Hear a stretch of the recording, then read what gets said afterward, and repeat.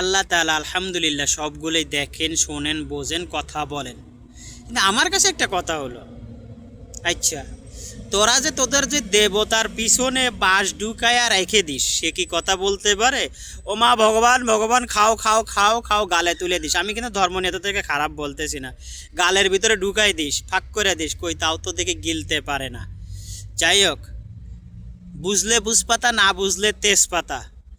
তো তোরা কি করতেছিস? তোদের ধর্ম নিয়ে, নিজের ধর্ম নিয়ে নিজে চিন্তা ভাবনা কর, মুসলিম ধর্ম নিয়ে চিন্তা করতে হবে না। যারা বুঝেছে তারা মুসলিম হয়েছে। যতজন বুঝেছে, Morris Bucaille, doctor Morris Bucaille লন্ডনের, তিনিও বুঝতে পারছেন, মুসলমান হয়েছেন। এই নীল আর্মস্ট্রং চাঁদে গেছেন, তিনিও বুঝতে পারছেন, মুসলমান হয়েছেন। যারা বুঝতে পারছে তারা ইসলাম ধর্ম গ্রহণ করছে। তোদের মতন লোকের যদি আল্লাহ কপালে নসিবে থাকে তো ভালো কথা, না থাকলে তো আমার করার কিছু নেই।